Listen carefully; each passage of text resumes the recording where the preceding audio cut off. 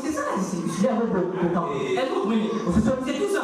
On va pêcher, tu as donné. Au père, c'est une. Non, il est où, il est où? Le frère est où? C'est ça. Voilà, c'est pas venu, ça.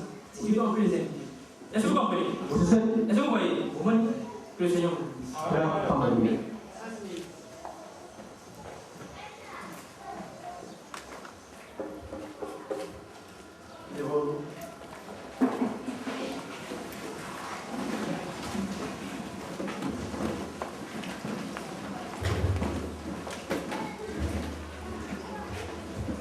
La voix du Seigneur m'appelle dans ta croix et viens suis-moi.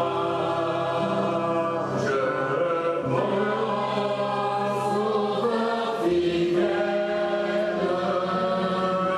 Voici, je suis à toi jusqu'au jour.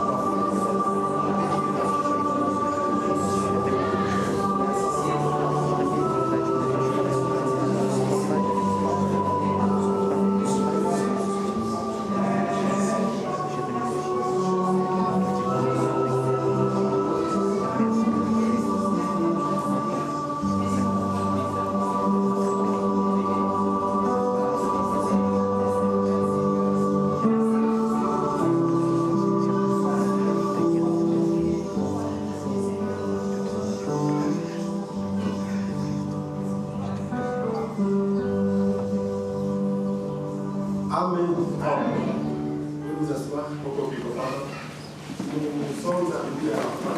Nous voulons faire le qui vous le merci beaucoup, frère. Maintenant, nous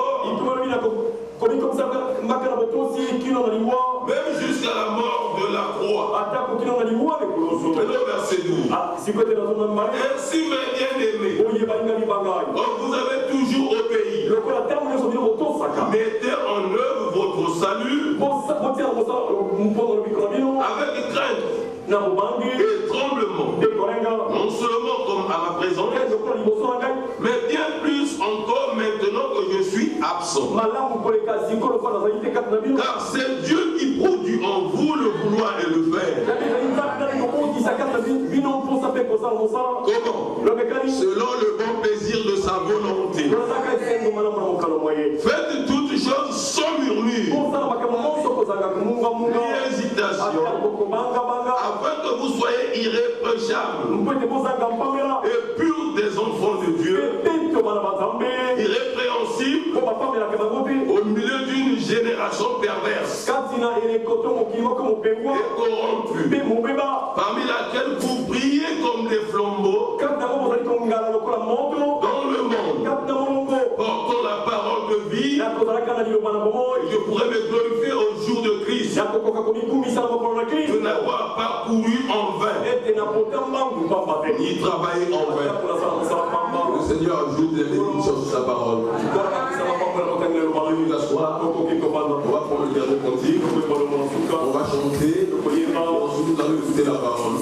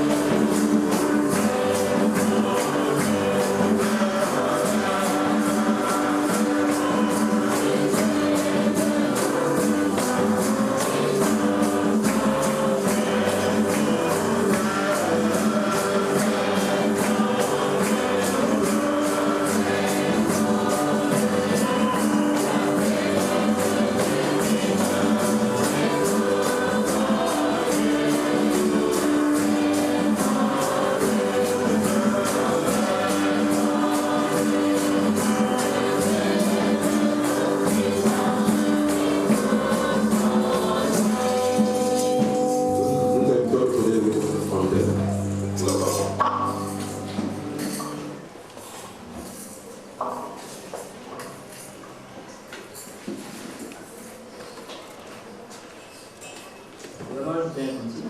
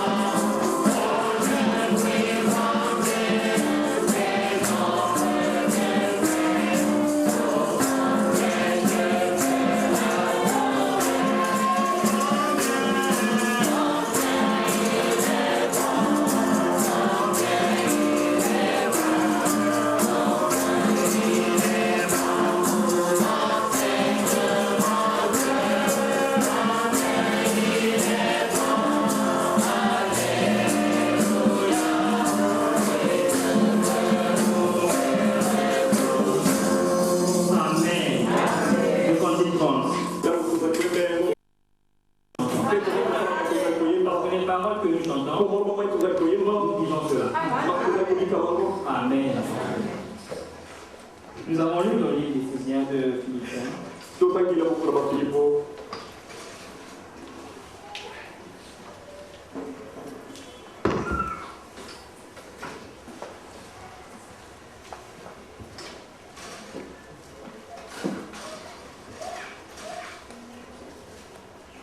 Nous avons lu dans le livre de Philippiens.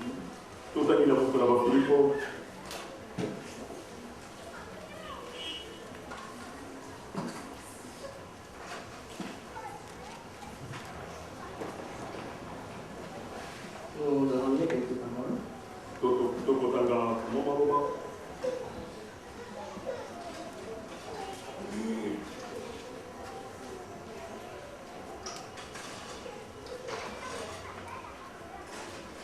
Ce que nous avons lu, se dégage beaucoup de pensées. Nous voyons la divinité. Et montrons comment le Christ, vivant dans sa nature, s'est déplié, a laissé cette nature et s'est humilié et il est venu comme serviteur. Est-ce que vous comprenez cela? Et il a été obéissant.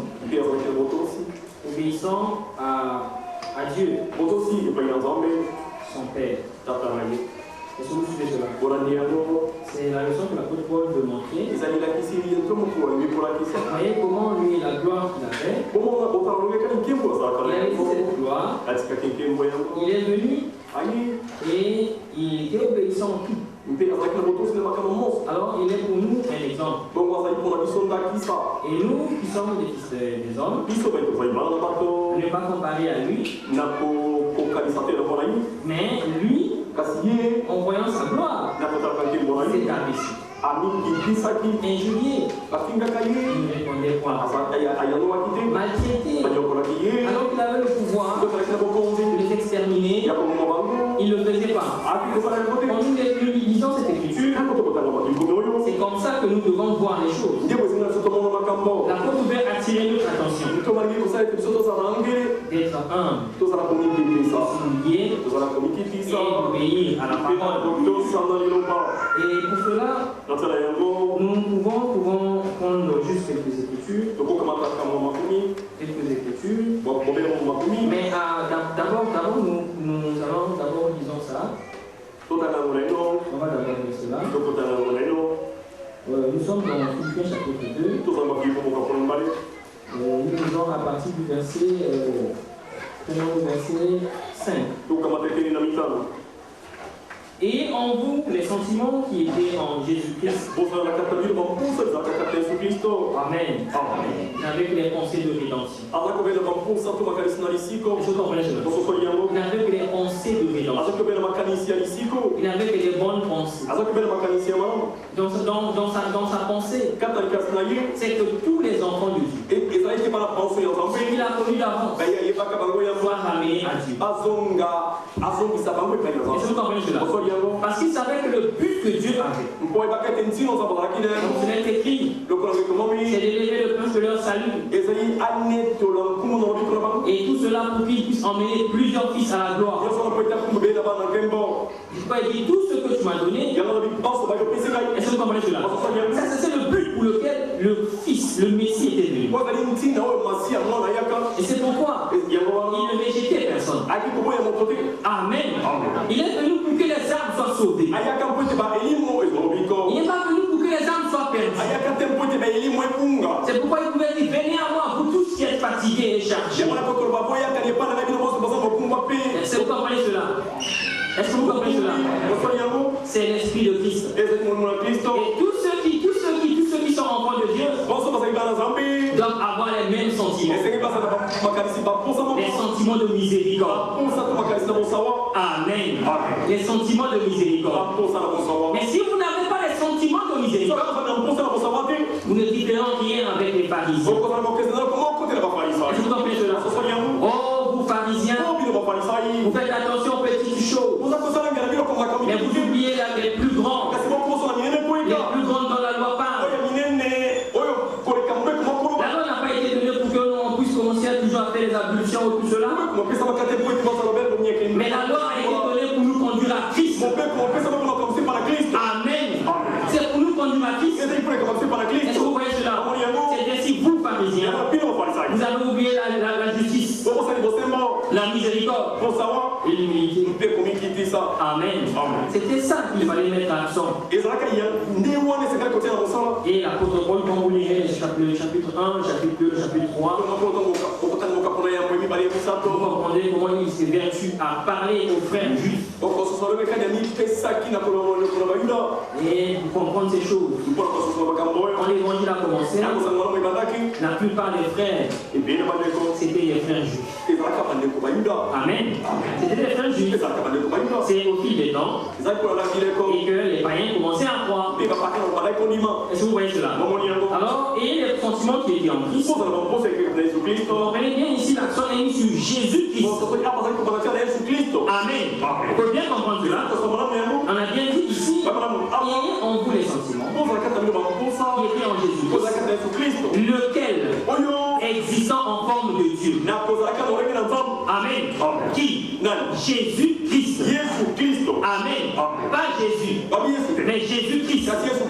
Amen. Il n'y a pas de confusion pour ça. Lequel existant en forme de Dieu n'a pas regardé comme une croix arrachée. Il est égal avec Dieu.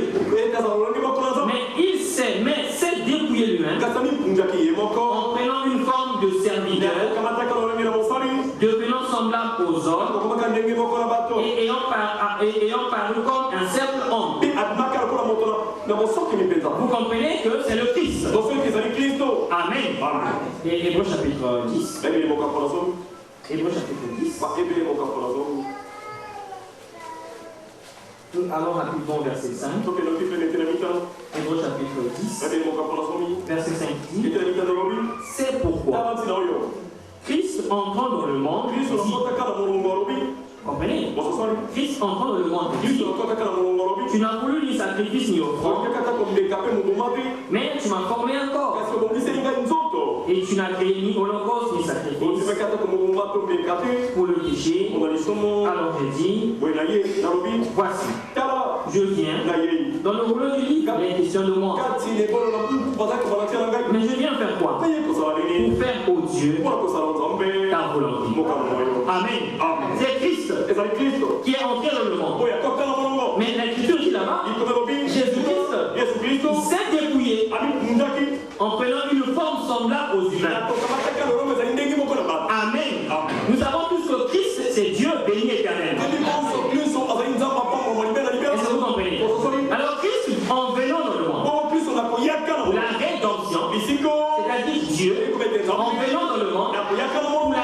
rédemption, alors il s'est dépouillé de sa gloire éternelle, de sa forme spirituelle. Alors en ce moment-là, il prend maintenant la forme de l'homme afin que la rédemption soit effective. Est-ce que vous comprenez cela? Ce sont des choses que nous devons être bien éclairés et que nous ne soyons pas troublés par rapport à tout ce que nous lisons. Parce qu'il y a une grande différence, comme je le réitère encore. C'est-à-dire qu'il y a une différence. Lorsqu'on parle de Jésus, il y a deux concepts. Est-ce que vous comprenez? Lorsqu'on parle de Jésus, on fait allusion au nom. Le nom. Et Jésus, la personne. Amen. Est-ce que vous comprenez? Quentin, c'est mon nom. C'est le prénom qui désigne le corps qui est là. Lorsqu'on va dire Quentin ici, Fidèle ne va pas s'élever. Gabriel ne va pas s'élever. Mais il y aura un qui va s'élever. Et ce corps s'identifie au nom. Qu'est-ce que vous suivez cela? Il y a deux concepts. Est-ce que vous comprenez cela? Que ce soit le nom. Le nom. Jésus. On fait allusion au nom. Le nom. Et Jésus, la personne. Amen. Est-ce que vous comprenez? Quentin, c'est mon nom. C'est le prénom qui désigne le corps qui est là. Lorsqu'on va dire Quentin ici, Fidèle ne va pas s'élever. Gabriel ne va pas s'élever. Mais il y aura un qui va s'élever. Et ce corps s'identifie au nom. Qu'est-ce que vous suivez cela? Il y a deux concepts. Est-ce que vous comprenez cela? Que ce soit le nom. Le nom, Jésus, a été donné lorsque le Seigneur est venu sur la terre. Est-ce que vous comprenez? Et le Seigneur, Jésus la personne, Jésus la personne, c'est ce que nous appelons le Seigneur. Amen. C'est vraiment important. C'est très important. Cela va nous conduire à aller dans Matthieu. Allons dans Matthieu. Nous allons bien exprimer cela. Allons dans Matthieu.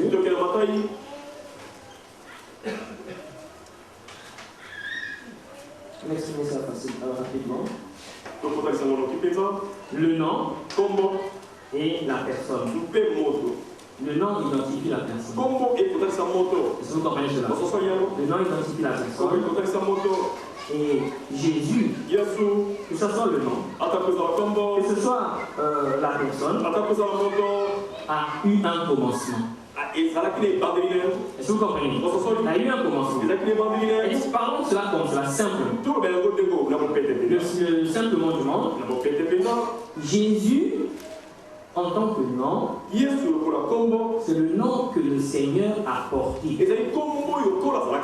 dans la nouvelle alliance. Est-ce que vous comprenez? Alors qu'il y avait, c'est le nom que le Seigneur a porté dans l'ancienne alliance. Est-ce que vous comprenez? Est-ce que vous suivez cela? Mais il y a une chose. N'oublions pas que la pensée biblique veut que le nom puisse cacher une nature. Vous devez savoir ça. Vous ne devez pas prendre ça en vain. Est-ce que vous comprenez cela? Le nom cache une nature. Et Dieu, avec Dieu, c'est la même chose. Est-ce que vous comprenez cela? On peut commencer de la Genèse. On peut aller dans le Nouveau Testament. On comprendra que le nom cache une nature. Et si on ne comprend pas ça, on ne peut pas comprendre les choses qui viennent après. Mais le nom cache une nature. Au commencement, c'était Elohim qui était en train de vivre. Et après le commencement, c'est le Seigneur Dieu qui est en train de former. Elohim, son rapport avec la création. Mais son rapport avec la formation, c'est même plus Elohim. Et le Seigneur Dieu. Elohim Yahvé. Est-ce que vous comprenez cela? C'est vraiment important. Lorsqu'il créa l'homme, dans Genèse chapitre 1, il créa Ish. Et il créa pas Adam. Il créa pas Adam. Mais il créa Ish. Il créa l'homme. Et ensuite il forma la femme. Et l'homme dit celle-ci est Isha. Pourquoi? C'est la femme, elle était tirée de moi. Amen. Est-ce que vous comprenez cela? Mais lorsque l'homme qui a été créé a été maintenant tiré de la poussière de la terre, il est appelé Adam. Amen. Mais pourquoi Adam n'a pas intervenu avant? L'homme Ish est appelé Adam. C'est lorsqu'il a été tiré de la poussière de la terre. Amen. Mais la femme était toujours appelée femme. Isha. Est-ce que vous voyez? Mais lorsque elle a enfanté Abel, elle a enfanté Caïn, alors elle a été appelée la mère de tous les vivants. Et c'est en ce moment qu'on appelle Ewa. Amen. Est-ce que vous comprenez cela? Et donc les noms, c'est en rapport avec quelque chose. Alors nous lorsqu'on donne un nom à un enfant, donnez ça avec quelque chose. Amen. C'est important. Très important. Vraiment important. Regardez Esaü pour ne pas aller prendre beaucoup de temps. On prend Esaü. Pourquoi on l'appelle Esaü? Mais c'est par rapport à sa nature. Amen. C'est par rapport à sa nature. Parce qu'il était roux. Il était roux. C'est pourquoi roux, il était un peu comme albinos, pas vraiment albinos. Il était roux. Un peu, hein, comme voilà. Et c'est pourquoi on l'appelait Esaü. Est-ce que vous suivez cela? Maman, est-ce que vous suivez cela? Future maman, est-ce que vous suivez cela? Et Jacob a une signification. Pourquoi l'appeler Jacob? Pourquoi? Parce que les hommes ont pensé qu'ils voulaient prendre le droit des maîtres. Parce qu'il avait tenu le talent. Parce qu'il voulait sortir avant. C'est lui qui voulait sortir avant. Mais pas en totalité. Supplanteur. On appelait supplanteur. Est-ce que vous comprenez cela? On peut prendre des exemples. Mais Isaac, pourquoi on appelle Isaac? Mais parce que sa maman avait dit. Sa maman avait dit. Quand le Seigneur a parlé, comme on a entendu le dimanche, il dit non, je n'ai pas dit. Et Isaac, ça veut dire qui vit. Amen. Ça veut dire qui vit. Donc quand on aussi entend pas Isaac, on se rappelle de la promesse du Seigneur. Et de sa maman. Est-ce que vous voyez cela? Genèse chapitre 17. Nous voyons un homme qui est venu de la Mésopotamie. On l'appelait Abraham. Abraham vient, il a quitté sa patrie. Et quand le moment est arrivé, il fallait que le fils de la promesse puisse venir. Est-ce que vous comprenez cela? Genèse chapitre 17. Le Seigneur donne la promesse d'alliance à Abraham. Il dit toutes les familles de la terre seront bénies en toi. Dans ce moment-là, tu seras le père des nations. Et quand le père des nations, on t'appellera plus Abraham. On va t'appeler Abraham. Amen. Abraham, parce qu'il est devenu le père de multitudes. Est-ce que vous comprenez cela? Les noms ont une signification. Et les noms ont une influence de la nature. Est-ce que vous comprenez cela? C'est vraiment important. Le Seigneur, si tu veux travailler avec Jacob, non, fini, laisse là le nom là, c'est fini. Voilà, tu sauras pas ce que Dieu. Moïse, la même chose. Moïse, son nom Moïse. Parce qu'il a été tiré des eaux. Amen. Alors qu'en ce temps, on tuait les enfants hébreux. On tuait les enfants hébreux. Sa maman a pris Moïse, a mis dans un coffret. Il a laissé dans le fleuve Nil. Alors il a commencé à aller, jusqu'à ce qu'il est arrivé vers le palais de Pharaon. Et il a été récupéré des eaux. Et on l'appelait Moshe. Moshe qui est tiré des eaux. C'est vrai que c'est Moshe, mais c'est Moshe qui est tiré des eaux. Est-ce que vous comprenez? Donc le nom qu'on a donné, c'est en rapport avec sa naissance, en rapport avec les circonstances dans son temps, ou de ce qu'il est. Est-ce que vous comprenez cela? On peut prendre encore d'autres exemples. Mais que diriez-vous des enfants de Jacob? Les enfants de Jacob. Et les noms de Ruben, c'est parce que c'est le fils de ma vigueur. Amen. C'est le fils de ma vigueur. Benoni, Benjamin, a une signification. Est-ce que vous comprenez cela? de Jacob. Est-ce que vous comprenez? Dans vos langues, vous avez aussi des noms qui peuvent exprimer le fils de ma vigueur. Mon fils bien-aimé, vous avez aussi. C'est vraiment important. Pourquoi nous parlons de toutes ces choses? Nous voulons aussi dire le Seigneur, Dieu lui-même, lorsqu'il est Dieu tout-puissant, comme il est celui qui fortifie, il se présente comme celui qui fortifie. Il peut maintenant dire à Abraham, moi je vais faire tout. Il dit, moi je suis El Shaddai. Est-ce que vous comprenez cela? Maintenant, Aïe, il s'est présenté après la bataille des rois. Lisons dans Genèse chapitre 14. Genèse chapitre 14. Dans Genèse chapitre 14, nous lisons ceci.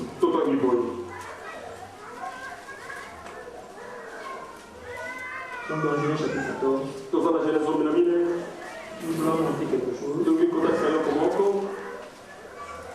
Lisons directement au verset 19. Donc après qu'il est... lisons le verset 19 dit. Là il est mort. Prenons le verset 18. Melchisédek, roi de Salem, qui apportait du pain et du vin, il était sacrificateur du Dieu très haut. Comprenez? Le Dieu très haut. Il bénit Aaron et dit, béni soit Aaron par le Dieu très haut. Par le Dieu très haut. Parce que Melchisédek était sacrificateur du Dieu très haut. Elle dit, béni soit Abraham, le Dieu très haut. Par le Dieu très haut. Pourquoi le Dieu très haut c'est qui? C'est le maître du ciel et de la terre. Amen. C'est en rapport avec la bataille. Et lorsqu'Abraham est allé livrer le combat, il est devenu vainqueur. En tant que pays, quand il est vainqueur, la victoire là, il doit cette victoire au Dieu très haut. C'est lui le maître. De quoi est-ce qu'il est toujours dit? Du ciel et de la terre. On va te bénir sur ça. Béni soit le Dieu très haut qui a livré. Vous comprenez? Qui a livré les ennemis entre tes mains. Mais ici on ne parle pas de Yahvé Sabaoth, l'Éternel des armées. Ici on ne parle pas de l'Éternel des armées. Parce qu'il ne s'est pas encore révélé dans le nom de l'Éternel. Mais ici il est comme le Dieu très haut. C'est lui qui régit le domaine invisible du ciel. Le ciel et la terre. C'est lui.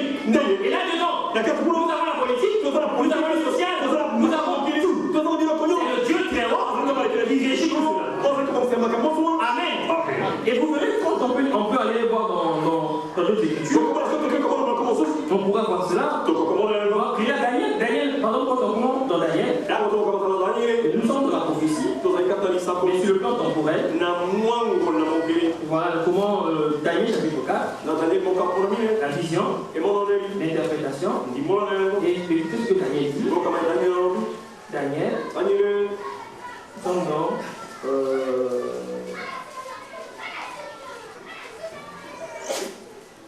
nous sommes dans la théorie Daniel chapitre 4.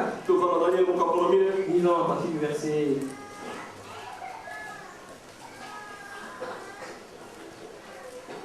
Bon, disons à partir du verset.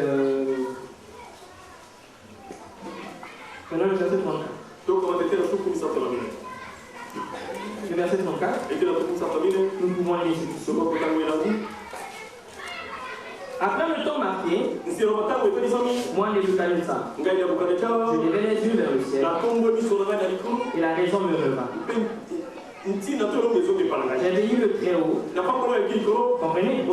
J'ai loué et glorifié celui qui vit éternellement. Celui dont la domination est une domination éternelle. Et dont le règne subsiste de génération. Vous voyez le domaine? Est-ce que vous voyez cela? Tous les habitants de la terre ne sont à tes yeux que néant. Il agit comme il lui plaît avec l'armée des cieux. avec les habitants de la terre. Amen. Et il n'y a personne qui résiste à sa main et qui lui dise que fais-tu? En ce temps, la maison me rebat.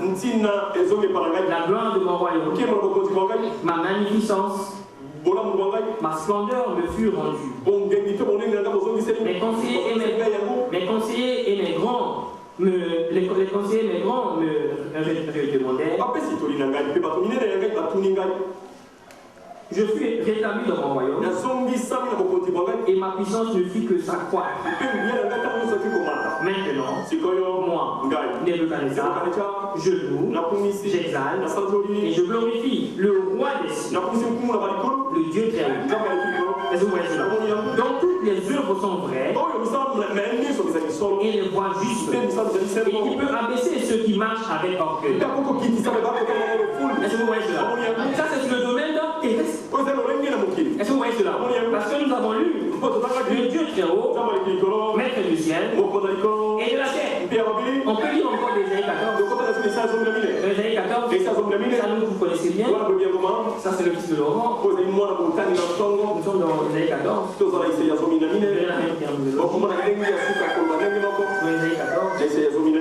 Nous lisons déjà à partir du verset 12. Le verset 12 dit que voilà tombé du ciel. Amen. On continue. On prend la partie du verset 13. Je lèverai mon trône au-dessus des étoiles de Dieu. Le verset 14. Je monterai sur le sommet des nuées et je serai semblable au très haut. Vous voyez cela? Je serai semblable au très haut. Et on continue. Pour voir de ce petit, vous pouvez continuer à lire cela. Et là nous sommes on veut exprimer cette pensée. Déjà du nom que le Seigneur a, le Dieu très haut, le Dieu très haut, c'est comme on dit en hébreu, El Elyon. El Elyon, c'est le Dieu très haut. On peut lire encore dans Matthieu, on peut lire dans beaucoup d'écrits. Sur le plan terrestre, dans Deutéronome 32, par l'expression de Deutéronome 32,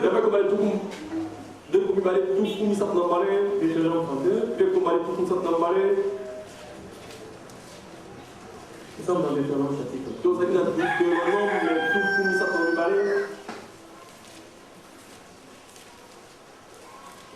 Alors regardez bien. Alors, allons directement le verset 8.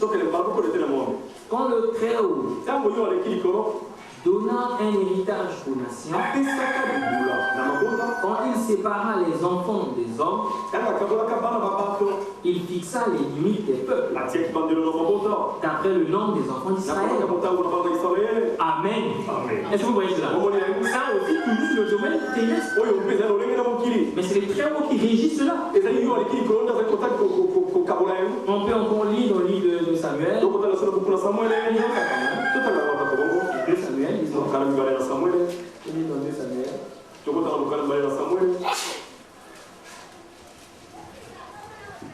Dans 2 Samuel, chapitre 21.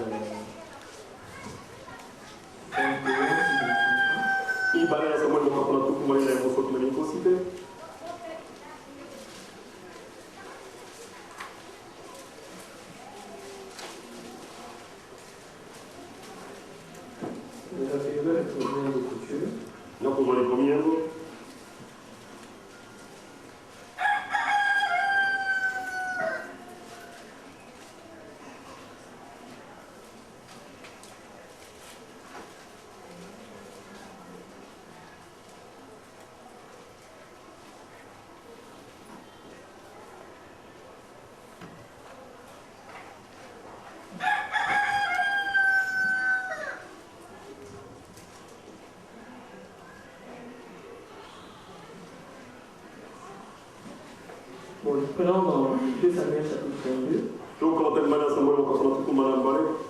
Ils ont le verset 11.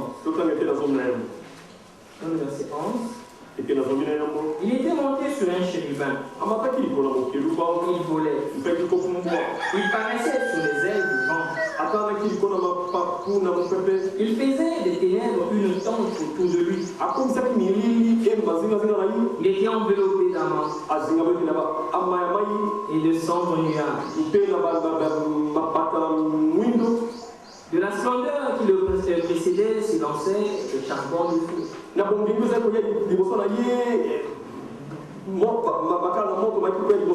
Le Seigneur tonna des cieux.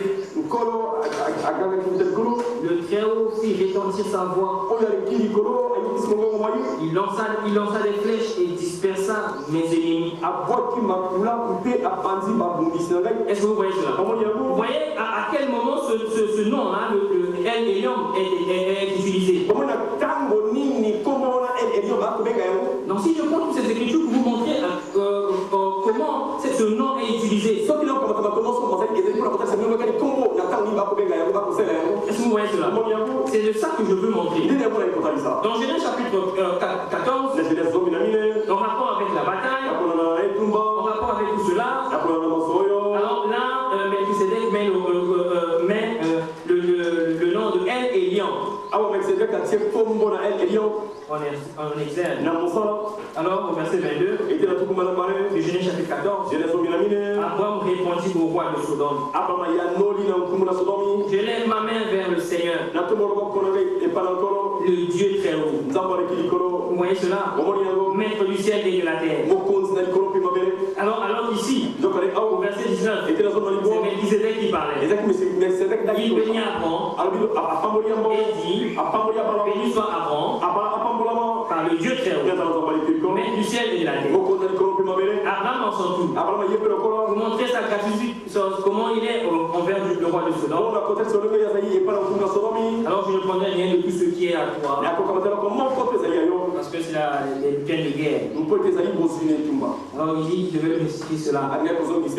Lorsqu'on peut voir dans le chapitre 16, au chapitre 16 par exemple, au chapitre 16, nous pouvons voir encore. Ça c'est, on avait parlé de ça. Ça c'est plutôt avec Agar.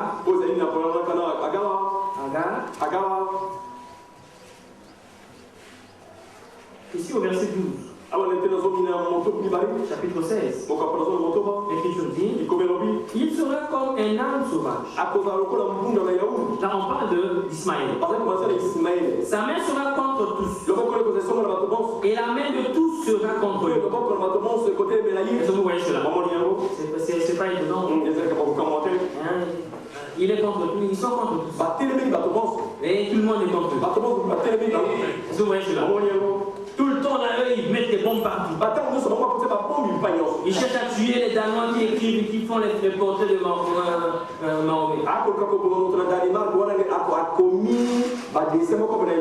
Mahomet. Tous sont tous puissants sauvages. Ils sont cruels. Et eux aussi, ils n'ont peur de personne. Ils font la guerre à tout le monde. Et tout le monde. Est-ce que vous comprenez? C'est les origines. Amen. C'est les origines. Les origines. Est-ce que vous comprenez cela? C'est très important. Alors l'Écriture dit, et il habitera en face de ses frères, de tous ses frères. On ne peut pas parler de ça aujourd'hui. Et elle appela Ata El Roy, le nom du Seigneur qui lui avait parlé. Pourquoi? Parce que ici, ça veut dire le Dieu qui voit. Et quand elle dit, elle vient vu ici. Après qu'il m'a vu. Est-ce que vous voyez cela? Et ce nom-là, il appelle le Seigneur parce qu'il était en détresse. Elle était en détresse. Et le Seigneur avait vu Agar. Et est venu secourir Agar. Par rapport à ce secours, le Seigneur a jeté ses yeux, ses regards sur une femme païenne. Et elle a reçu grâce. Et elle a appelé le Seigneur Ata El Roy. Comme l'Écriture le dit.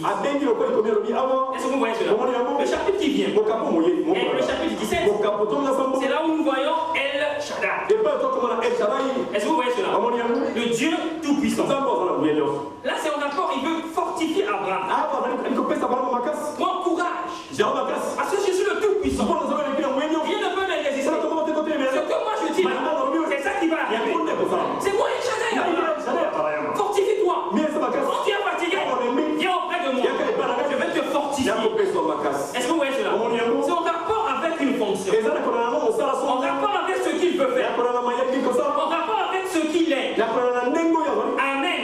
et qu'il est appelé. Ça ne sont pas encore lorsque le nom de Yahvé a été révélé. Est-ce que vous voyez cela? Donc elle est lion, El Shaddai, comme on voit ici, on voit encore le Dieu qui voit. Ça, c'est comme ça que le Seigneur se révélait aux individus. Vous voyez cela? Il se révèle aux individus. On peut encore voir El Olam au chapitre 21. Si je ne me trompe pas. Voilà, au chapitre 21. Et là, donc, c'est Abraham. Abraham était donc sur Abimelech. Il a conclu l'alliance avec Abimelech. Et nous sommes au verset 32. Alors, ils firent donc alliance à Beersheba. Qui? Abraham et Abimelech.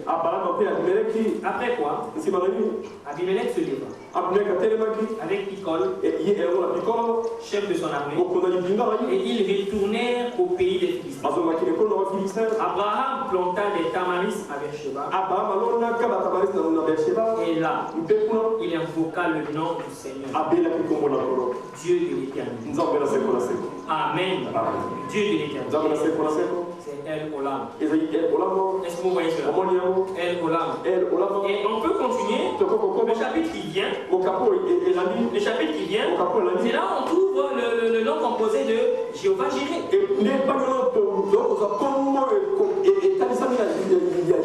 Ce que les théologiens appellent les 7 noms composés. Est-ce que vous comprenez cela? Est-ce que vous suivez cela? Quand il parle des 7 noms composés, parmi lesquels la Jéhovah Jireh, Jéhovah Shammah, que vous connaissez. Et quand vous voyez bien, ça veut exprimer quelque chose. Est-ce que vous comprenez? Lorsqu'on regarde, on est ici au verset 14 du chapitre 22. L'Écriture dit: Abraham donna à ce lieu le nom de Jéhovah Jireh. Pourquoi? Parce que le verset 7 dit: alors Isaac, parlant à Abraham, son père, dit: mon père. Et il répondit: me voici, mon fils. Isaac répondit: voici le feu et le bois, mais où est l'agneau pour l'holocauste? Abraham répondit: mon fils, Dieu se pourvoira lui-même de l'agneau pour l'holocauste. Et ils marchaient tous deux ensemble. Amen. Il n'avait pas de sacrifice. Mais parce qu'Abraham savait déjà que le sacrifice était l'enfant. Est-ce que vous comprenez? Mais Dieu lui avait dit: tu seras le père d'une nation, d'une multitude de nations. Mais alors qu'il n'avait pas d'enfant, mais que ça devait être en Sarah, et Abraham devait être le père de plusieurs nations. Et il dit que ta femme va concevoir. La femme a conçu. Et l'enfant est arrivé. Et Dieu lui dit: donne-moi ton fils dans sa vie. Ça veut dire tuer. Et après il va mourir. Abraham a obéi. Amen. Abraham a obéi. Ah, parce qu'il avait la foi. Car il croyait que Dieu était capable de ressusciter les morts. Amen. Et c'est que le témoin divin nous dit. Parce qu'il croyait que Dieu était capable de ressusciter les morts. Hébreux chapitre 1. Est-ce que vous comprenez? Alors quand il y allait, la parole était en train de se battre en lui. Tu es l'enfant. Amen. Mais je serai le père de plusieurs nations. Mais sans cet enfant, je ne serai pas le père de plusieurs nations. Mais comme l'enfant est là, comme Dieu dit, il va courir. Il sera ici. Amen. C'est pas Isaac. Abraham qui va avoir la descendance. Amen. C'est pas Isaac. On devait parler des 12 tribus d'Israël. Isaac n'est pas là. Il n'y a pas les 12 tribus d'Israël. Amen. Et Jésus ne vient pas. Amen. Et les nations ne sont pas pleines à la foi. Et Abraham ne sera pas le père de plusieurs. Est-ce que vous comprenez cela? Et Abraham connaissant cela, Abraham était calme. Il a dit: le Seigneur se pouvoir là.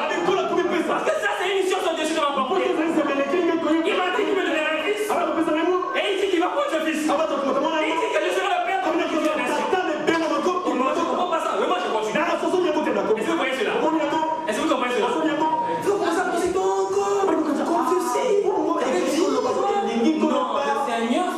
pouvoir. Et sur ce moment-là, Abraham appelle le Seigneur, dit Yahvé Jireh. Est-ce que vous voyez cela? On peut aller dans le psaume 23. Le Seigneur est mon berger. C'est là où on va encore mettre un autre nom. Est-ce que vous voyez cela? Est-ce que vous voyez? Ça, c'est ce que Dieu est. C'est ce que le Seigneur a fait. Et que les hommes les ont appelés. Mais une fois seulement. Il a lancé l'alliance une fois. Dans le livre d'Exode. C'est dans Exode que nous sommes. Ils ont dans Exode où le Seigneur se révèle lui-même maintenant. Il dit maintenant vous. Va dire à mon peuple. Tout ce qu'on a vu là, c'est avec les Indiens. N'est-ce pas? C'est avec les Indiens. Mais avec le peuple d'Israël. Avec le peuple d'Israël. Comment le Seigneur se révèle? Parce que comment le Seigneur se révèle? Nous sommes dans Exode chapitre 3. Exode chapitre 3. Voilà ceci. Exode chapitre 3.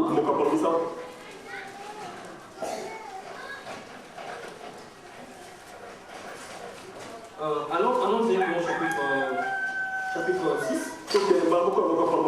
Écoutez ce qui est écrit.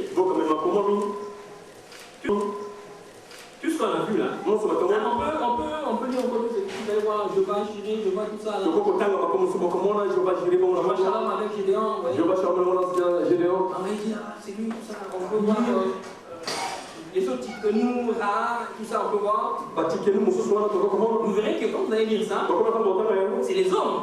Parce que Dieu a fait avec eux. Ils ont appelé comme ça. Mais vous voyez comment le Seigneur se présente lui-même. Vous voyez? Ah, on peut dire, non, on dit Kams. Ça, c'est les gens qui appellent Kams. On dit, c'est pas comment. L'autre, on appelle comment là, c'est pas. Donc, on peut appeler. Mais quand on demande à camarade de se présenter, c'est ça qu'on va écrire. Est-ce que vous comprenez? C'est pas ce que les gens disent. C'est ce que les gens disent. En rapport avec quelque chose. En rapport avec ce que camarade fait. Et on lui a donné ce nom. Est-ce que vous suivez cela? Mais ici, le Seigneur se révèle lui-même. Il donne son identité. Il dit ceci au verset 1er. Le Seigneur dit à Moïse. Parce qu'il y a une chose qu'on doit mettre en clair. Il faut comprendre que celui qui a écrit les 5 livres de la loi, c'est Moïse. Amen. Et c'est à Moïse que le nom a été révélé. Et Moïse connaissant le nom. Et Dieu l'a emmené quand il a vu comment Dieu est en train de créer. C'est pourquoi il utilise l'Éternel. C'est pourquoi il utilise Yahvé. Parce qu'il connaissait. Moïse n'a pas vécu au temps de la création. Est-ce que vous comprenez cela? Moïse n'a pas vécu au temps d'Abraham. Moïse est venu après. Mais ayant la révélation du nom, et quand il compte la région, quand il fait le récit de la création, il utilise le nom de son temps. C'est-à-dire Yahvé. Est-ce que vous comprenez?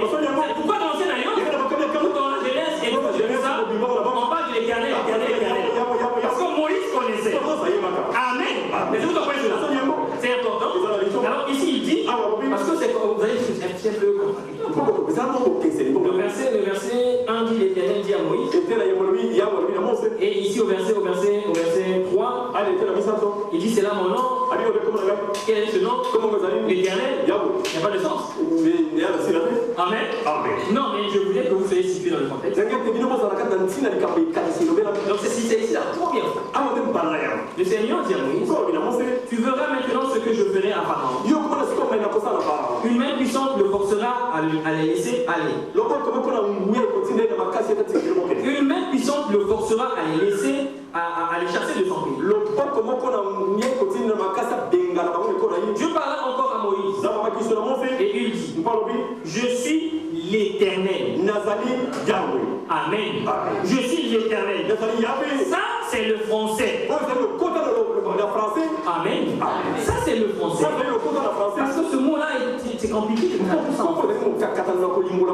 Mais lorsqu'on le lit ça en hébreu, il n'y a pas d'équivalence en français. Amen. En hébreu, l'équivalence en français, c'est A-Y-H-H.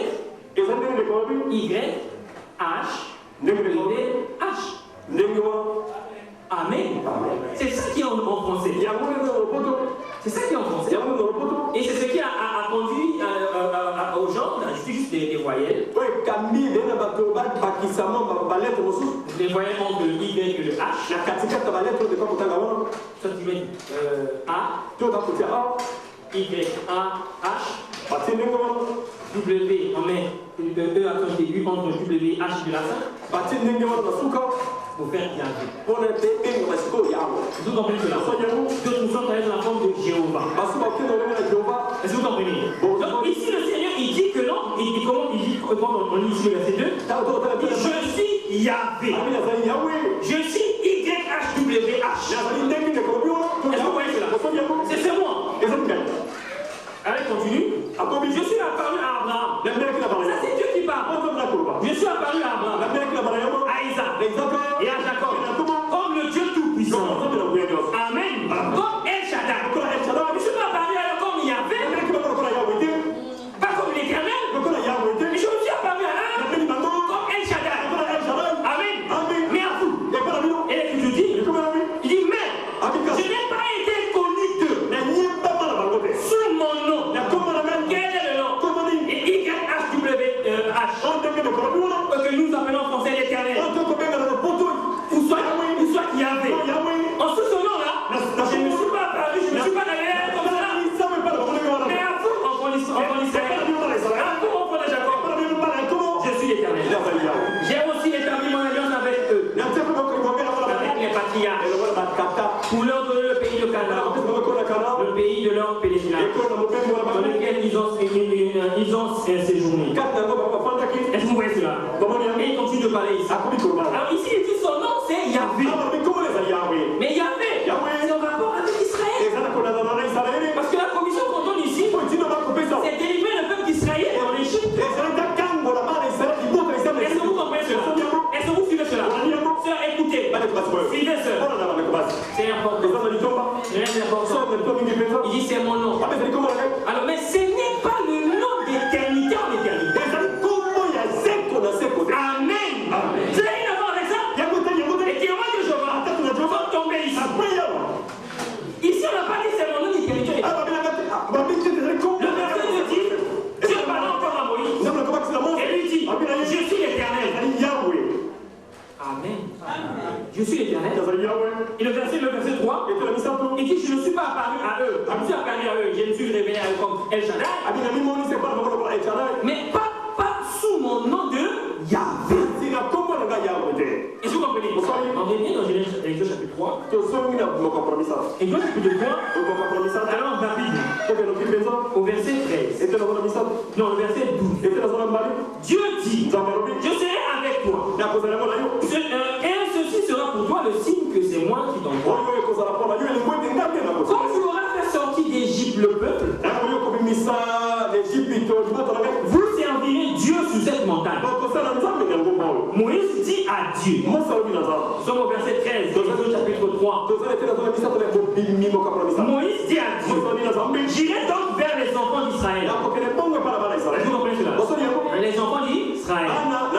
Et je leur dirai, le Dieu de vos pères m'envoie vers vous. Mais s'il me demande quel est son nom, que leur répondrai. Dieu dit à Moïse, je suis celui qui suis.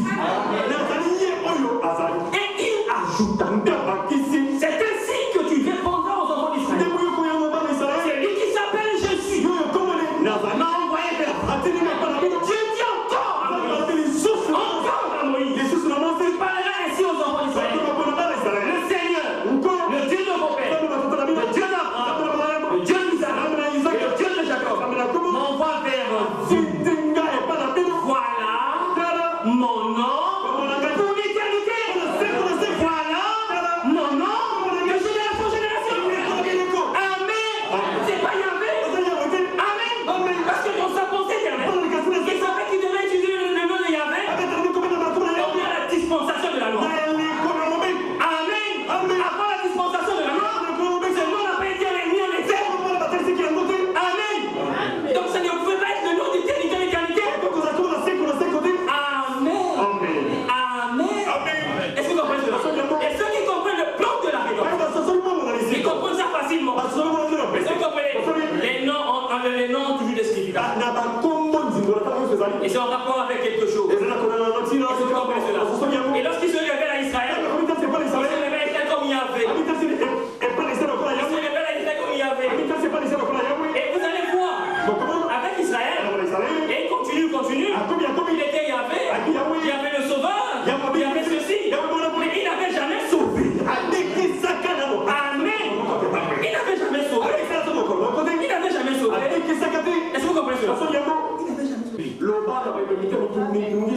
Tenez courage. Ne craignez point. Voici votre Dieu. Amen. Voici votre Dieu. Dieu, c'est pas un homme. Amen. Dieu, c'est pas un homme. Comme femme. Dieu, c'est comme femme. Femme, c'est pas un homme. Ah, tu es une femme. Tu vois, ça la dit femme. Bien sûr, tout le monde c'est femme. Mais cette femme-là, elle s'appelle Nadine. Amen. Mais le Dieu dont on parle ici, c'est le Dieu des Hébreux. Et les Hébreux connaissent le nom de leur Dieu. Et ils ne s'appuient pas de Yahvé. Amen. Est-ce que vous comprenez? Moi, je crois en Dieu. Oui, tu crois en Dieu, mais quel Dieu? Mais je crois en Dieu, non? Oui, mais quel Dieu? Mais Dieu! Vous comprenez? Donc ça, peut-être qu'on dit Dieu, il pense à cet être-là. Et Dieu là, ça ouvre à Babouesso, ça ouvre à là, ça ouvre à beaucoup de gens, beaucoup de tout ça. C'est que l'apôtre Paul dit, il y a plusieurs dieux. De quel Dieu parle-tu? Les gens, mais que les dieux parlent du Dieu. Alors ici on nous parle du Dieu d'Israël. Voici votre Dieu. La vengeance viendra. La rétribution de Dieu. Ça va venir. Alors depuis la Bible de Dieu, verset 4, la dernière partie, il a dit il, mis pour Dieu, viendra lui-même et vous sauvera. Ça, nous sommes de l'ancienne alliance. Personne n'est sauvé. Amen. Il était appelé sauveur. Vous lisez de l'autre côté, oh, toi, notre sauveur. Mais il n'avait pas sauvé. Il devait sauver. Amen. En tant que Yahvé, il n'a pas sauvé. Est-ce que vous comprenez? Il n'a pas sauvé. Mais lorsqu'on arrive maintenant, le verset 5 dit, alors contre lui, il viendra. Il viendra. Quand Dieu viendra, il va laisser la gloire éternelle. Il va se dépouiller. Il va faire semblable à l'homme. Philippiens chapitre 2. Et ça baissait jusqu'à la mort. Donc vous allez voir cela. Comment vous saurez qu'il est venu. Il s'est abaissé. Il a pris la chair humaine. Comment est-ce que vous le verrez sauver? Tu dis au verset 5. Alors s'ouvriront les yeux des aveugles. S'ouvriront les oreilles des sourds. Alors le boiteux sautera comme un cerf et la langue du mien éclatera de joie. Quand vous verrez cela, c'est que votre Dieu est là. Et le temps de la rédemption est arrivé. Est-ce que vous comprenez cela? C'est ça le détail de la vision. C'est Israël attendait le Messie. Israël attendait. Et ils se sont fait des portraits du Messie. Et comme il est portrait du Messie, Esaïe a dit, quand vous verrez les voitures commencer à sauter, alors du mien commencer à parler, et quand vous verrez ces choses-là, mais comment? Alors au temps de l'accomplissement de la il est écrit, nous sommes dans Matthieu. Nous sommes dans Matthieu chapitre 11. Dans Matthieu chapitre 11. Si je ne me trompe pas. Voilà, Matthieu chapitre 11. Nous sommes au verset pour le verset 1er dit et qui, lorsque Jésus eut achevé de donner ses instructions à ses fils, il partit de là pour enseigner et prêcher dans les villes du pays. Jean, nous sommes Jean le Baptiste. Le prophète. Jean, ayant entendu parler dans sa prison des œuvres du Christ. Est-ce que vous comprenez cela? Les œuvres de Christ. Lui fit dire par ses disciples, es-tu celui qui doit venir? Nous devons nous en attendre un autre. Est-ce que vous comprenez cela? Vous voyez cela? Là, le prophète, vous voyez ça ici, vous comprenez tout? Et nous voulons montrer qu'il travaille avec un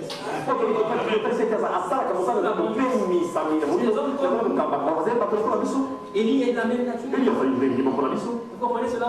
Donc c'est sous l'onction. Il parle. Parce que quand Dieu intervient, par inspiration, par moi, par prophétie, par songe, ce n'est pas toi. C'est Dieu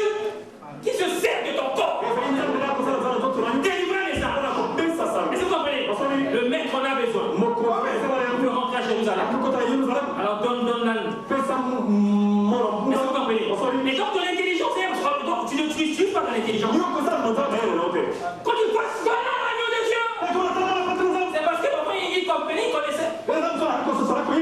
C'est le Seigneur qui lui a dit de dire. On est toujours sur la création. Il ne peut plus demander. Amen. Il ne peut plus demander. Ici, il n'ont pas être ici. Allez, Jésus maintenant. Et Dieu, celui qui t'a béni. Ou devant nous attendre un autre. Jésus leur dit, écoutez un vrai prophète. Il va demander à Jean, qui es-tu? Es-tu Élie qui doit venir? Il dit non, je ne le suis pas. Mais qui es-tu? Es-tu le Messie? Il dit je ne le suis pas. Es-tu le prophète? Il dit je ne le suis pas. Mais qui es-tu? Il dit je suis la voix de celui qui quitte le désert. Amen. Il connaissait sa position de l'Église.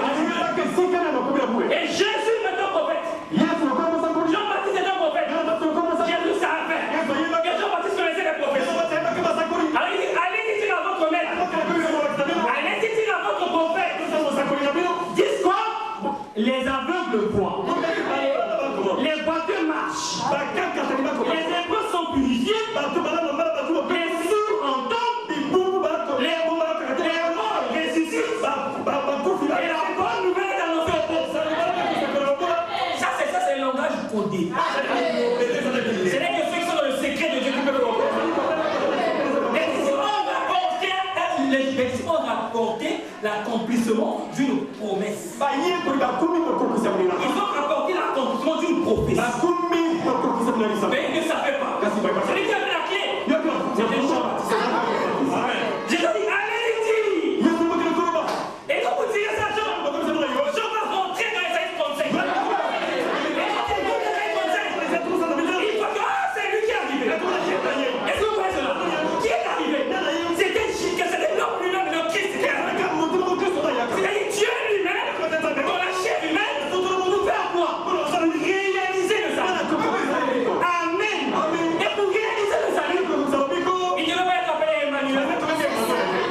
Quand vous réalisez le salut, il ne devait pas être appelé Père éternel. Il ne devait pas être appelé El Dibor. Est-ce que vous voyez cela? Pour réaliser le salut, parce que la prophétie avait dit, l'enfant qui devait être le sauveur, il devait être appelé Emmanuel. Il devait être appelé El Dibor. Il devait être appelé Sachalom. Est-ce que vous voyez cela? Mais quand il est arrivé, non, je dis non, ne donne pas Emmanuel. Donne-lui Yahshua. Amen. Appelez Jésus. Pourquoi? Parce que c'était le temps de la rédemption. Le temps où le salut devait être effectif. C'est le temps où il y avait le Seigneur Yahvé laisse la fonction là, devient sauveur. Amen. Est-ce que vous voyez cela? Jésus. On laisse ça de côté. Yahshua veut dire Yahvé, sauveur. Amen. Avant il n'était pas sauveur. C'est pourquoi il ne peut pas être appelé Yahvé. Yahshua. Est-ce que vous comprenez cela? Mais quand le moment est venu pour le salut, il prend le nom de la rédemption. Un nom humain. Amen. Alors qu'il y avait un nom divin. Amen. Yahvé, c'est le nom divin du Seigneur. Yahshua, c'est le nom humain du Seigneur. Il prend le nom humain de Dieu. Pourquoi? Pour te sauver. Est-ce que vous comprenez cela? Ça c'est vraiment important. Et quand vous verrez, vous voyez cela, vous voyez que le Seigneur, quand il se réveille, il met en exil. Mais nous, par rapport aux fonctions, est-ce que vous comprenez cela? Même pour Dieu, c'est important. C'est important. C'est ainsi que nous devons comprendre que les noms ont un lien avec la nature. Yahvé Jireh. C'est le Seigneur qui pourvoit. Amen. C'est le Seigneur qui pourvoit. Le Seigneur qui pourvoit, c'est le Seigneur Jésus-Christ. Amen. Est-ce que vous voyez cela? C'est vraiment important. C'est pourquoi lorsque même nous faisons, les gens disent la prière, excusez-moi, la prière de notre Père et tout ça. Mais c'est pas seulement comme ça, quand le mot prière, c'est tout un enseignement. Tout un enseignement. Phrase par phrase. La phrase, notre Père qui est au ciel.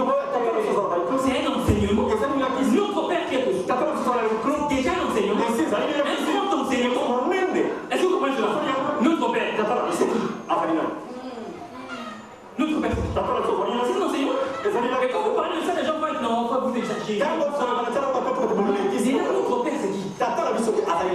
Pour certains, Jésus, c'est leur père. Ah oui. Mais d'autres, dans leur manière de parler, c'est Jésus leur père. Est-ce que vous voyez cela? On ne peut pas parler d'un père. Parce que l'équation là, si vous voulez résoudre l'équation par le père, vous allez échouer. Vous n'aurez jamais de résolution. Il n'y aura pas de résultat. Mais l'équation de notre père, on le résout par le Fils. Amen.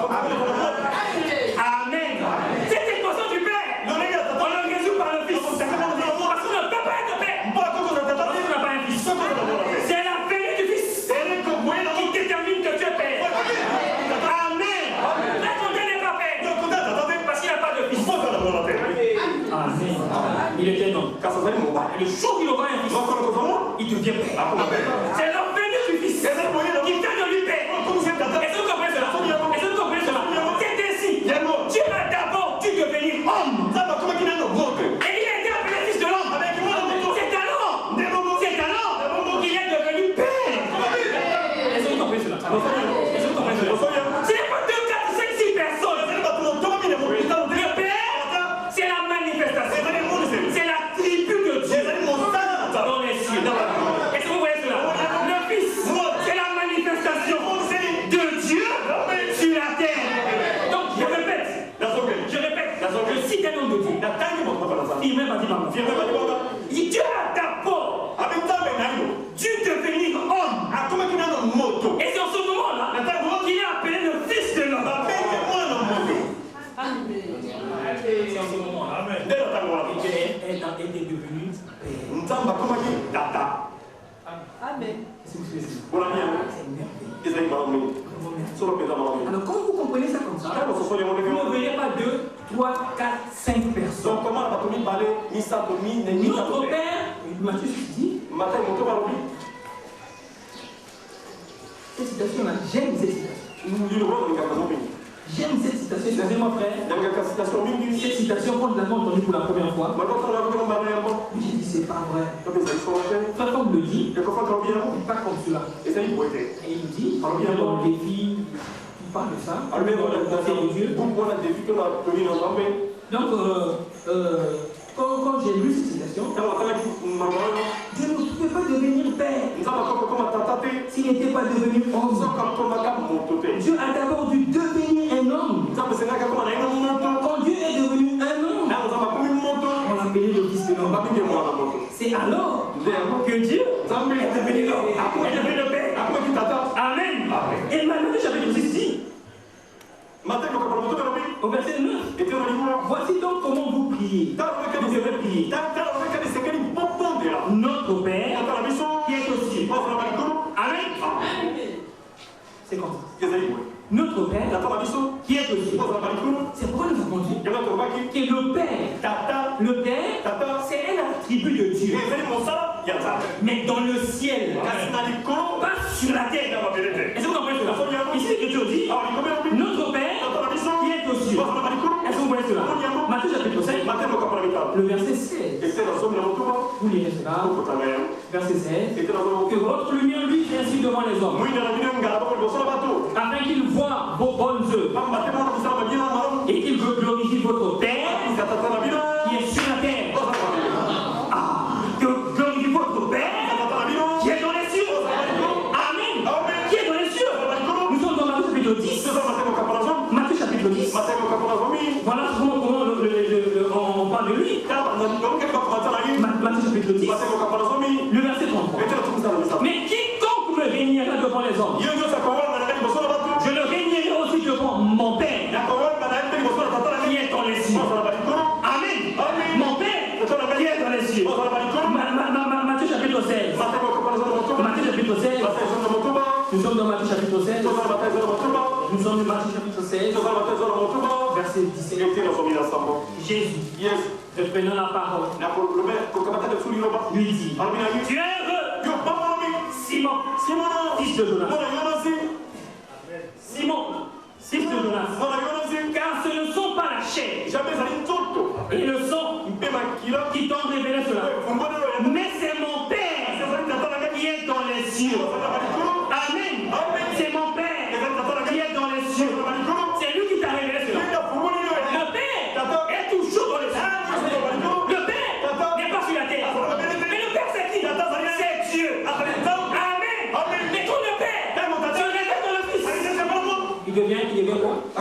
C'est le Fils. Il vient sur la terre. Sur la terre. C'est qui? C'est Dieu. C'est pas le Père. C'est Dieu. Dieu sur la terre. Dans le corps de Jésus. C'est le Fils de Dieu. C'est-à-dire Dieu manifesté en Jésus. Mais ce n'est pas le Père. Est-ce que vous comprenez cela? Ce n'est pas le Père qui révèle le Fils, mais c'est le Fils qui révèle le Père. Amen. Est-ce que vous suivez cela? Oh, bien aimé frère. Oh, bien aimé frère. Le mystère de la piété est grand. Le mystère de la piété est grand. Oh, que Dieu soit loué. Est-ce que vous voyez cela? Le Père. Israël il a appelé Yahvé. Oh, toi notre Père. Oui, il était leur Père, oui. Il était leur Père. Oui, il était leur Père. Mais il est devenu Père réel de mon Père. C'est dans la nouvelle année. Amen. Est-ce que vous voyez cela? C'est comme Adam. Et le dernier Adam. Le dernier Adam. Qui est le premier Adam? C'est le Fils. Vous lisez dans le livre de généalogie. Vous lisez dans le livre de Luc. On va citer. On dit Adam. Fils de Dieu. Vous comprenez? Vous lisez. On dit Jésus-Christ. Amen. Adam était le Fils de Dieu créé. Amen. Fils de Dieu créé. Mais quand vous lisez dans Jean chapitre 1, le verset 18, on dit le seul Fils unique. On dit le Fils unique. Mais avant le Fils de Dieu. Oui, il y a le Fils de Dieu. Créé à l'image de Dieu. Créé à l'image de Dieu. Mais le Fils unique. Le Fils unique. Ne m'a dit qui est le sein du Père. L'anglais ne dit pas ça. L'anglais dit le Fils engendré. King James dit le Fils engendré. Est-ce que vous comprenez? Ça la fin du discours. Le Fils engendré. Là, dans le livre de Samuel. Oh, il sera appelé mon fils et je serai pour lui un père. 2 Samuel chapitre 7. Il sera pour moi un fils. Et sera pour lui un père. Je serai. Est-ce que vous comprenez? C'était des promesses. Dans le psaume chapitre 2, lorsqu'on parle de baiser le fils, dans le psaume chapitre 2, il dit aujourd'hui, j'étais aujourd'hui. C'était une promesse. Amen. C'était une promesse. Parce que c'est le Père qui engendre. La mère enfante. Est-ce que vous voyez cela? Mais quand l'engendrement a eu lieu, c'est ce qu'est l'engendrement. C'est la sémence de compter qui va dans la femme. Est-ce que vous comprenez? La partie de compter qui va là-bas, c'est l'engendrement. Adam n'avait pas la substance de Dieu. Est-ce que vous suivez cela? Adam a été créé à l'image de Dieu. Mais Jésus-Christ n'a pas été créé. Mais il a été engendré. Est-ce que vous comprenez? C'est-à-dire tout Dieu. Amen. C'est pourquoi Adam n'est pas l'empreinte de Dieu. Adam n'est pas l'image de Dieu. Mais Jésus-Christ est l'empreinte de Dieu. Jésus-Christ est l'image de Dieu. Jésus-Christ est Dieu manifesté en chair. Jésus-Christ est celui qui a rendu visible le Dieu invisible.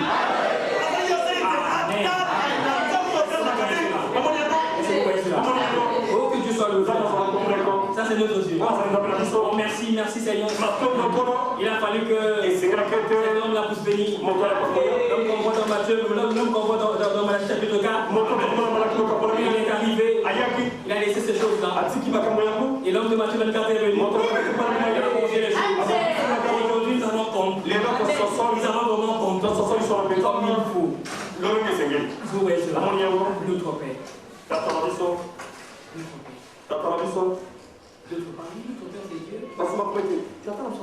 Finalement, il se déclare comme le fils de Jésus. Jésus, c'est le fils de Dieu. Il ne faut pas penser ça à la manière des hommes. Le fils de Dieu.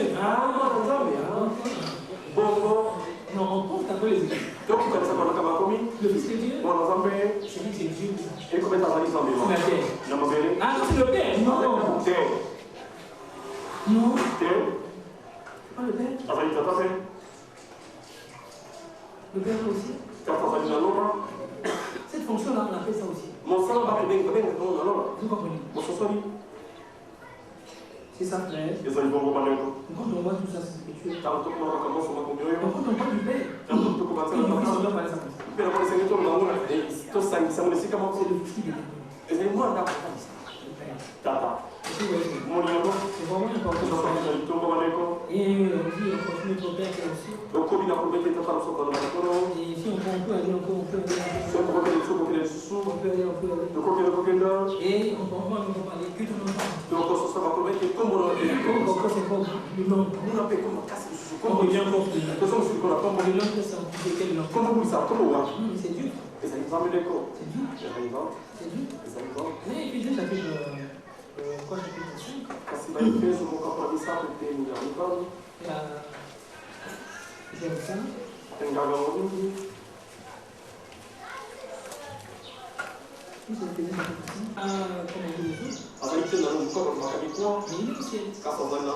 Et ça marche le Père avec l'attribut de Père. Vous comprenez? Donc le Père c'est Dieu dans sa forme là-bas. Mais qui a engendré le Fils.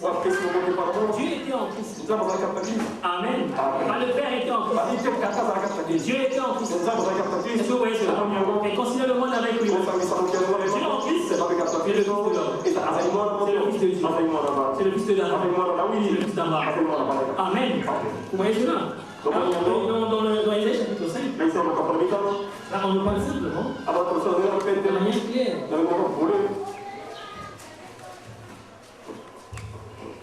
En ce qui concerne le nom, c'est tout simplement possible. Le verset 20 dit,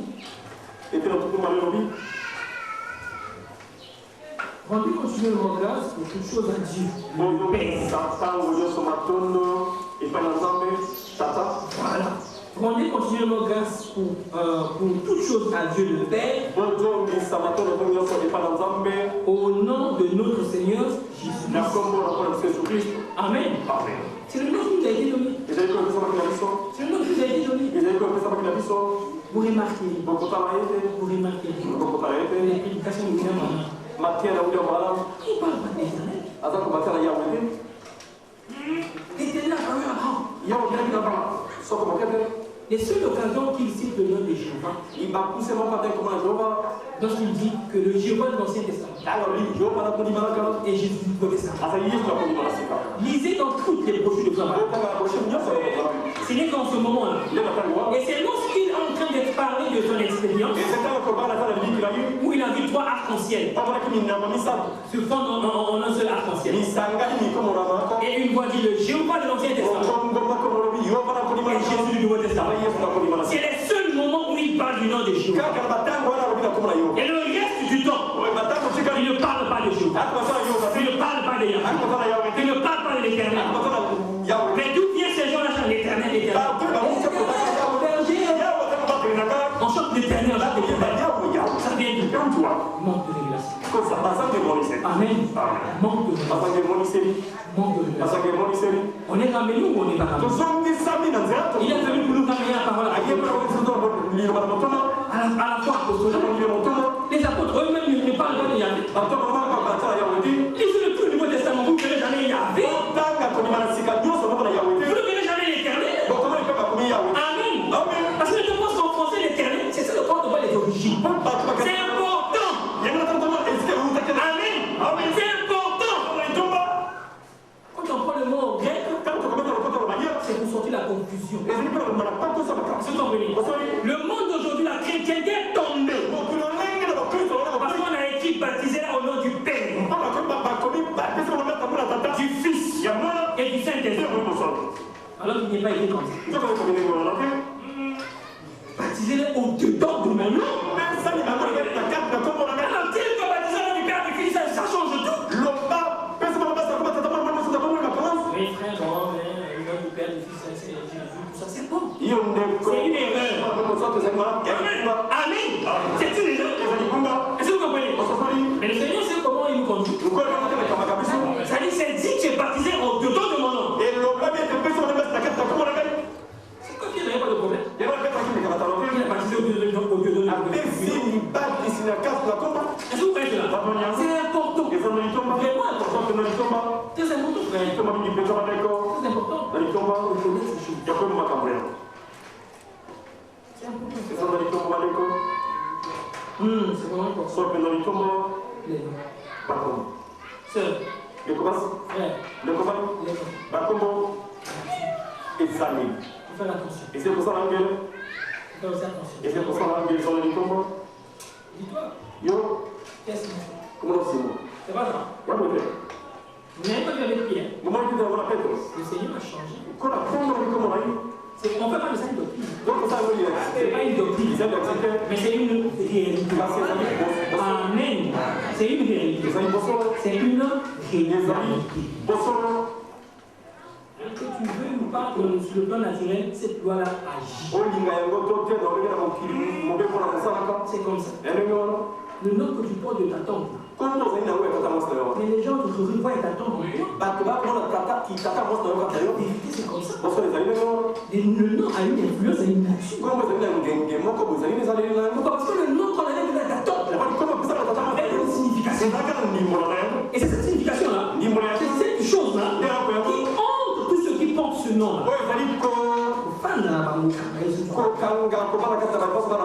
Est-ce que tu comprends cela? C'est très important. C'est important. C'est comme ça. C'est comme ça, frère. Il y a des choses que les gens ont dit que non, tout ça. Nous parlons de la nouvelle naissance. Parce que les gens qui ont une certaine de la nouvelle naissance, ils transforment l'intérieur.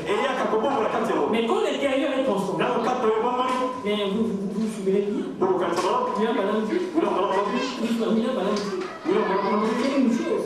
Quand on parle de la nouvelle naissance, nous ne voyons pas que les gens commencent à vivre le ciel. Vous voyez que les gens commencent à vivre entre la terre et le ciel. Non, frère, avec la nouvelle naissance, tout est coupé. La nouvelle naissance vient te donner la nature de Dieu. Amen. La nouvelle naissance, tu n'enlèveras jamais l'envie de manger. La nouvelle naissance ne fera jamais que tu deviennes bleu. Est-ce que vous comprenez cela?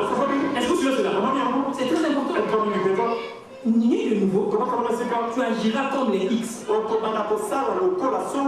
vous comprenez? Les X marchent comme ça. En fait, vous marchez comme ça. Quand tu es né de nouveau, tu marcheras comme ça. Amen. Tu ne vas pas changer. Tu vas marcher comme cela. Mais tu vivras la parole de Dieu. Est-ce que vous comprenez ça? Et juste je veux montrer, c'est très important. Et donc dans les choix, frère, nous parlions de ça hier. Dans le choix des noms, donner des noms. Donner des noms pour X. Ils peuvent influencer en bien les enfants et tout cela. C'est important. Ma mère m'a donné le nom de Quentin parce qu'ils aimaient un prêtre catholique. Il était très bon. Très bon. Il aimait de tout le monde. Le frère Quentin. Il m'a donné le nom de Quentin. Est-ce que vous voyez? Est-ce que vous comprenez? Vous voyez? Je lui ai posé cette question. Vous êtes devenu Quentin. Les mots là ont des influences. C'est l'influence. Est-ce que vous comprenez? Alors, n'ayez pas peur. Je dis que là, voilà, comme ça. Mais lorsque nous sommes nés, d'en haut, le Seigneur nous compte. Vous comprenez cela? Le Seigneur nous compte. Nous devons parler comme cela. Que parfois, quand on parle trop là, parfois les gens ne comprennent pas trop. Nous devons comprendre une chose. Le que Dieu traite avec nous, il sait comment faire. Il a nous prendre d'abord, c'est fini. Dieu ne te prend pas directement par ses fini. Vous comprenez cela? Le Seigneur Jésus, William Branham disait, lui, il est passé de la pensée, donc on dit du logos. Du logos, il est monté dans la théophanie comme ici. Et il monte dans la chair. Vous comprenez cela? Il dit c'est très important. Il dit que nous partie de la pensée de Dieu directement dans la chair humaine pour que la rédemption soit effective. Est-ce que vous comprenez cela? Je veux que vous puissiez comprendre cela. Est-ce que vous comprenez? Est-ce que vous suivez cela? Jésus, il est passé de là, dans le logos, dans la chair humaine. Est-ce que vous comprenez? C'est pour que vous dites qui me convaincra de péché. Il dit personne, il était parfait. Est-ce que vous comprenez? Mais vous, toi et moi, de la pensée de Dieu, directement dans la chair. Est-ce que vous comprenez cela? Pourquoi? Afin que Dieu soit sauveur. Amen. Afin que Dieu soit sauveur. Afin qu'il se soit plaisir de dire, oh Seigneur, aide-moi, il est content. Il est content. Quand on est problème là-bas et tout ça, tu vas dire, Seigneur, délivre-moi. Il est content. Il comprend la délivrance. Quand tu es délivré, il dit, regardez. Oui, non, il est délivré. Dieu est content. Est-ce que vous comprenez? Est-ce que vous comprenez cela? Ah oui. Vous voulez éradiquer la maladie de le monde? Non. Non. Dieu a fixé un temps. Est-ce que vous comprenez? Quand les gens sont malades, tu vas marcher comme cela. Mais tu vivras la parole de Dieu. Est-ce que vous comprenez cela? Et juste je veux montrer, c'est très important. Et donc, dans les choix à faire, nous parlons de ça hier. Dans le choix des noms, donner des noms. Donner des noms. Ils peuvent influencer en bien les enfants et tout cela. C'est important. Ma mère m'a donné le nom de Quentin parce qu'ils aimaient un prêtre catholique. Il était très bon. Très bon. Il aimait de tout le monde. Le frère Quentin. Il m'a donné le nom de Quentin. Est-ce que vous voyez? Est-ce que vous comprenez? Vous voyez? Je lui ai posé cette question. Il est devenu Quentin. Mais nous, on a des influences. C'est l'influence. Est-ce que vous comprenez? Alors, n'ayez pas peur. Je dis que voilà, comme ça. Mais lorsque nous sommes nés, d'en haut, le Seigneur nous compte. Vous comprenez cela? Le Seigneur nous compte. Nous devons parler comme cela. Que papa, quand on parle trop là, on pas les gens comprennent pas trop. Nous devons comprendre une chose. L'œuvre que Dieu traite avec nous, il sait comment faire. Il a une compte d'abord. Il pousse ici. Après, quand il a poussé, c'est fini. Dieu ne te prend pas directement par ses filles. Vous comprenez cela? Le Seigneur Jésus, il a malade. Lui, il est passé la pensée, donc on dit donc du logos. Du logos, il est rentré dans la téléphonie comme ici. Et il rentre dans la chaîne. Vous comprenez cela? Il dit c'est très important. Il dit que nous sommes partis de la pensée de Dieu directement dans la chair humaine pour que la rédemption soit effective. Est-ce que vous comprenez cela? Je veux que vous puissiez comprendre cela. Est-ce que vous comprenez? Est-ce que vous suivez cela? Jésus, il est passé de là, dans le logos, dans la chair humaine. Est-ce que vous comprenez? C'est pour que vous dites qui me convaincra de péché. Il dit personne, il était parfait. Est-ce que vous comprenez? Mais vous, toi et moi, de la pensée de Dieu, directement dans la chair. Est-ce que vous comprenez cela? Pourquoi? Afin que Dieu soit sauveur. Amen. Afin que Dieu soit sauveur. Afin qu'il se soit plaisir de dire, oh Seigneur, aide-moi, il est content. Il est content.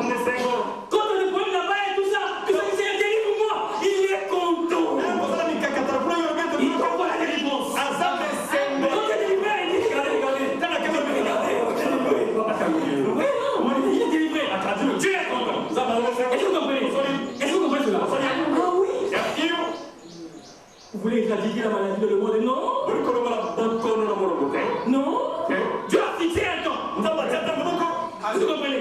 Quand les gens sont malades, tout ça, Dieu est content. Il va quand quelqu'un commence à dire, oh, c'est le Dieu qui guérit.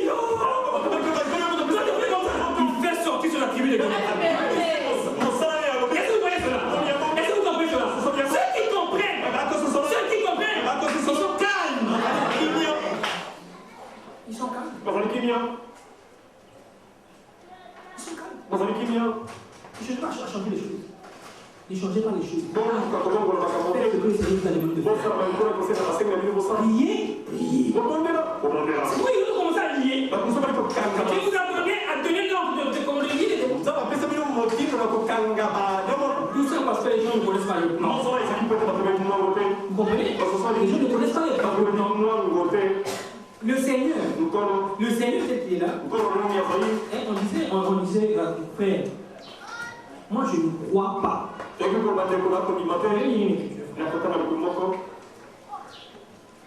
Et tous ceux qui sont en train de dire, diront Amen. Et pourquoi on va le dire? Nous sommes dans le livre, le psaume 103. Parce que le problème ici, c'est de connaître sa position. Vous comprenez cela? Le problème, c'est de connaître sa position. Et non, qui ne connaît pas sa position, et qui ne sait pas ce qu'il est, on se donnera à autre chose, n'importe quoi. Ça veut dire Israël, c'est bon, vous avez péché. Mais, n'allez pas faire les choses du néant. Vous comprenez? Mais Dieu ne laissera jamais que Israël aille vers les choses du néant. Parce que le Seigneur a fait avec Israël. Est-ce que vous comprenez cela? C'est pourquoi les gens commençaient à avoir peur de prêcher d'autres vérités. Parce qu'ils ont peur que les frères vont devenir comme eux. Parce que les sœurs vont devenir comme eux. Pourquoi? Qui vous a dit que les frères vont devenir comme eux?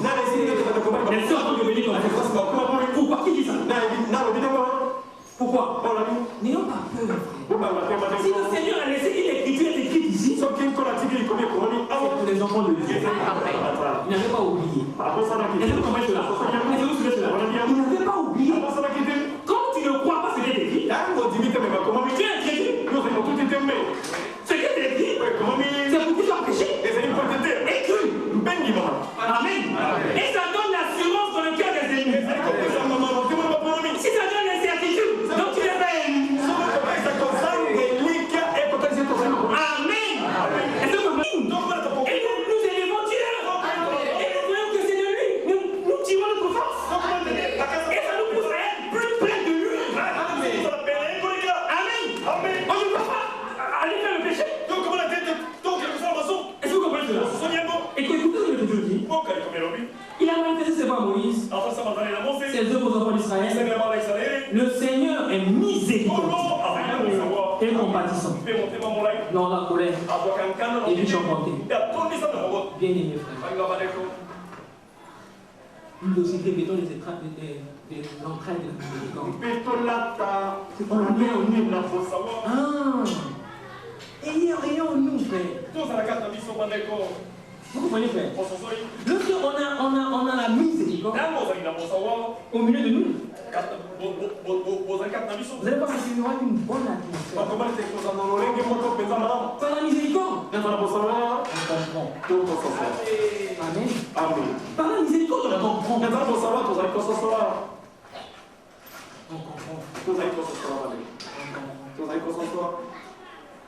Pourquoi le Dieu dit?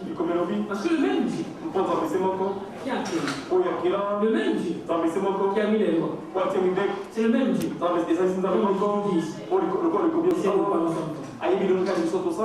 Est-ce que c'est une excuse? Non. Mais c'est ce que nous sommes. Amen. Est-ce que vous comprenez? Là, je parle au cœur des élus. Je parle au cœur des élus. Dans l'Écriture dit, le Seigneur est miséricordieux et compatissant, non à la colère, et riche en bonté. Tu n'es pas le Seigneur, frère. Tu n'es pas le Seigneur. Ah, le Seigneur avait le nom. Oh, le Dieu de David. Il devait déjà envoyer lui faire foutre la guerre. Il faut que vous êtes les gens passés là-bas avec des munitions. C'est pas ton affaire. Oh, c'est pas possible. C'est pas ça. Mais c'est pas possible. L'autre a souffert. Il a changé la condition de Sodome. Tu comprends? C'est la condition, c'est l'esprit de l'âge. Mais tu vas finir.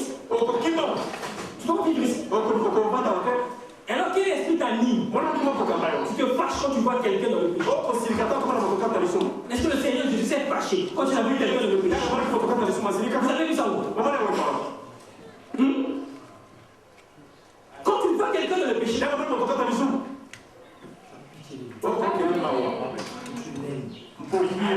cet amour vous poussera à aller vers cette personne. Vous cherchez à faire le à comprendre sa condition. Mais quand tu aides, tu jettes sur lui ou sur elle la condamnation. Tu ne donnes même pas l'occasion qu'il puisse recevoir le salut. Tu as clôturé. Donc tu ne dois pas vivre dans cette génération. Tu ne dois pas vivre dans la dispensation de la loi. Il faut vivre dans la dispensation de la loi. Est-ce que vous comprenez? Est-ce que vous suivez cela? La miséricorde et la compassion. Est-ce que vous comprenez cela? Beaucoup d'entre nous, lorsque nous avions cru, lorsqu'on a commencé à croire,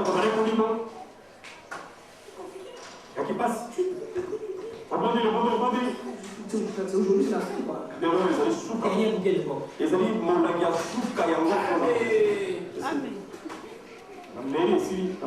Un mois tu tombes. 6 mois après. Non, je suis un peu. Tiens, encore. Et finalement, le jour où je n'avais pas demandé, et tu es fatigué, c'est fatigué pour toujours. Et donc, dès que tu es fatigué de demander, et tu ne te souviens plus la dernière bouteille de porc que tu ne te souviens plus. Et vous comprenez? Et quand tu crois, tu oublies que tu as eu des problèmes comme ça. Quand tu veux le faire à la main, il vient après de croire.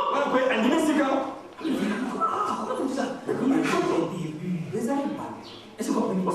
Soutiens le frère, prie le frère, exhorte le frère. Est-ce que vous comprenez? C'est comme cela. C'est ça qui est souvent. On oublie, que c'est un nouveau, on oublie, mais il y a la miséricorde. C'est pas la miséricorde. On va faire beaucoup de bonnes choses. Est-ce que vous comprenez? Dans la famille de Dieu, il faut qu'il y ait la miséricorde. Et oui, miséricordieux, c'est lié avec l'amour. Vous comprenez cela? C'est bien le frère. Alors je dis, il ne conteste pas sans cesse. Il ne garde pas sa colère à part. Il sait pourquoi il ne garde pas sa colère à part. Alors il a dit, il ne nous traite pas selon nos péchés. Il ne nous traite pas selon nos péchés. Il ne nous punit pas selon nos iniquités. Est-ce que vous voyez cela? Si je prends le psaume 70. Pourquoi cela? Regardez le psaume 70.